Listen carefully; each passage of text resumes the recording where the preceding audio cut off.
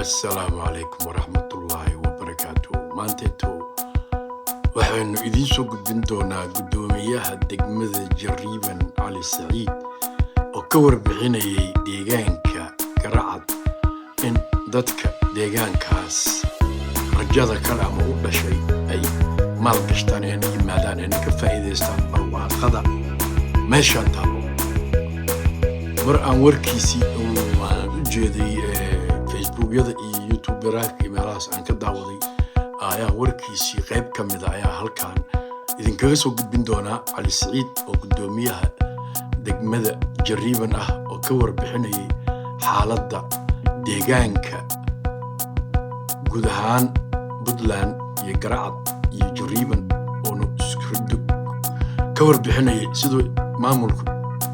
kaga qayb qaadan lahaayeen iskugu xiri lahaa maamulka weyn Garowe iyo degmada Jariban si ay ula jaan qaadaan 2023 hadda sanadka cusub oo dhashay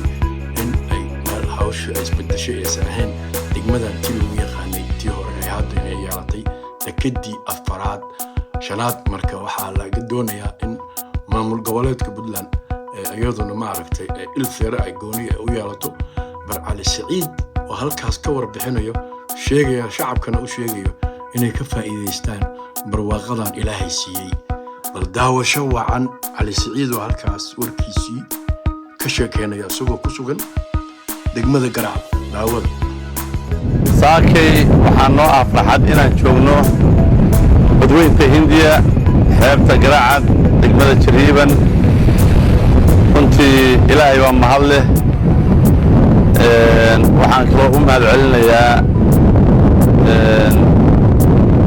waalidkiin dhalay Allahu naxariistaa Cabdul Khaliif iyo hooyaana Maxamed xaaskayga Xamdi ilaa Cali iyo dhammaan faamilkayga waqtigii iyo taamkii wanaagsanaa ee noloshaan ay ka qabanayeen waxaan kaloo rabaa inaan u mahad celiyo dowladdeena sharafta leh Puntland oo hogaaminaya Saciid Cabdullaahi Deni oo runtii rajooyin badan oo maanta ay ka muuqda Puntland iyo ifaalo badan Ilaahay ku ilhaameeyey maamulka ugu horeeya Puntland oo in asxaabta badan la isku doorto sabab waxaan kaloo rabaa halkaan inaan ugana mahad celiyo una hambalyeeyo shirkadda wadaagsiin oo runtii juhdi badan iyo waqti badan gelisay maanta in ay xeebta Garacad degmada Jariban iyo gobolka Mudug iyo Puntland sida ay maanta tahay inay ahaadaan. maantay waa 29kii bishii 12aad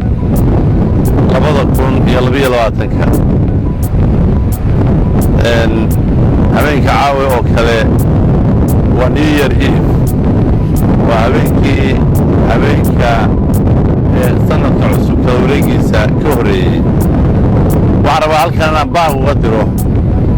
dhammaan bulshada nimcadan Ilaahay siiyey sidii nimcadan u calfan lahayd. baaqaa waxaan rabaa inaan u diro dowladda aan member ka ahay gudoomiyahana uga ahay degmada Jariban ee Puntland. dowladda waxaan rabaa inaan ugu baaqo in heer gobol iyo heer wasaaradeed iyo heer madaxtooyo sanadka cusub meesha maanta aan joogno meel ka xoog badan in aan tagno isku xirkeenna oo kor u kaco maamulka gobolka iyo degmada isku xirkiisa iyo tayntiisana dowladdu aad iyo aad ay ahmiyad gaara u siiso si meeshaan oo aad iyo aad ay uga socoto horumar aad u badan mujtamac aad u tiro badanna ay isugu imaanayaan sidii loo xaqiijin lahaa in dhinac walba oo loo baahan yahay idaalka quruxdaliyay waan ka helay dika idaalka ilama helay daayimo balda ay waxaan leeyahay Ibrahim Cabdirashiid Cali. waxaan joogaa dikada waxaan ugu tuurayaa tiraanta oo ugu talagalay dikada oo amaana deeshi wacan dikadiyo dalkeena doomihiiso xirteen markabkiyo waxaa jooga maara warkii maskaxdiihii meydbaa kuma xato mudanihii dalka meesha jooga waa macaane dalkeennu deemay quruxsanaa dhanta gaara cadooydii ka laga dhiso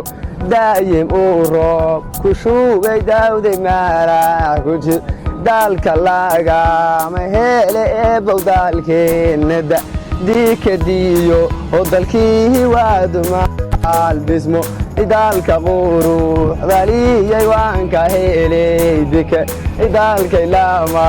hele daayimow balda dawladaha habudlahan dalka quruxdali deeqsamaada hadageen daayimuude khushuy dalka lama hele diikadeeni mataay